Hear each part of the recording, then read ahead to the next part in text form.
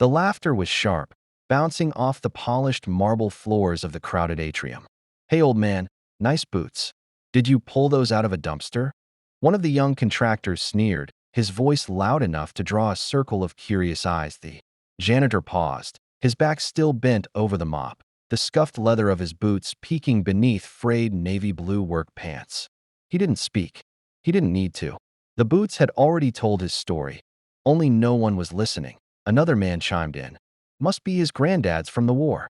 Or maybe a flea market special." Their chuckles grew, but the janitor's silence towered over their noise.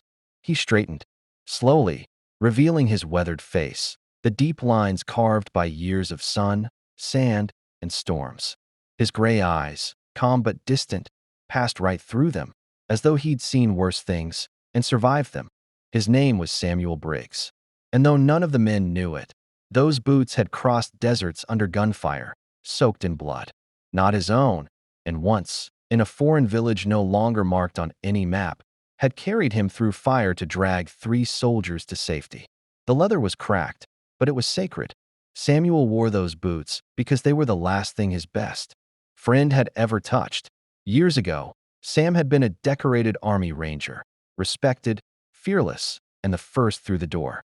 His unit called him Bricks because he never cracked under pressure. But the war had a way of taking pieces from a man. It took his hearing in one ear, the easy way he used to laugh, and the best friend who never made it home. When the medals were handed out, Sam didn't show. The only thing he asked to keep was his friend's boots. They'd been burned at the edges, singed from the blast, but Samuel wore them as a quiet promise.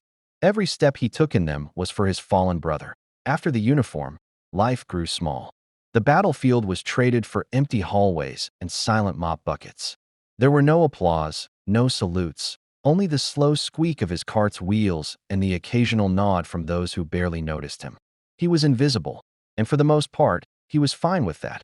Until the day they mocked the boots. The building's lobby was packed that afternoon for a veterans hiring event. Irony lingered in the air as the very people who were supposed to honor service laughed at the man who had served more than most of them would ever understand. One of the contractors nudged his buddy and scoffed. "People like him. Just janitors. What do they know about real sacrifice?" Samuel paused, gripping the mop handle, but said nothing. His silence wasn't weakness. It was history too heavy for words. Unbeknownst to the crowd, a decorated Ranger captain, Marcus Hale, had just arrived for the event. He caught the tail end of the exchange, his sharp eyes falling instantly to the boots. His breath caught that he knew those boots. Only a handful of Rangers ever wore that distinct custom make. Heavy reinforced soles, extra stitching across the arch, a field modification. Used by Samuel's unit decades ago. Marcus had studied them in training. His own father had once told him the story of a man called Bricks who dragged 3 soldiers from a burning Humvee and vanished from the records. The boots were legend, ghost relics. And here they were, mopping floors. The laughter lingered. But Marcus was already moving. Without a word, he crossed the lobby, stopped in front of Samuel, and slowly dropped to one knee. The room fell into a suffocating silence. Marcus ran his hand over the scuffed toe of the boot like one might touch a sacred relic. With his voice low but firm, he said, "Forgive us. We forgot whose floor we walk on." He looked up, his eyes locking with Samuel's. "Men like you built the ground we stand on. I am honored to share it." The contractors who'd been laughing shrank back, their faces pale and hollow. No defense left. No words could save them now. The silence roared louder than their earlier mockery. Samuel, unmoved, simply nodded once, then turned and pushed his mop forward, his pace steady, his dignity unshaken. It was never about needing their respect.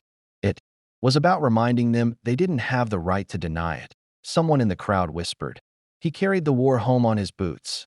Another murmured, "That's what unshakable honor looks like."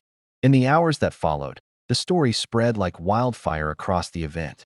Phones buzzed, videos surfaced. By evening, thousands knew of the janitor whose silence made a Ranger captain. Marcus's words became a rallying cry. "Forgive us. We forgot whose floor we walk on." It was no longer just about Samuel. It was about all those silent heroes mopping the corners of the world while others walked past them. Sometimes the loudest salute, is a silent one. The viewers watching. Where are you watching from? What silent hero in your life deserves to be seen? Share your story in the comments. And if you believe these stories must be told, subscribe for more, because respect is never optional.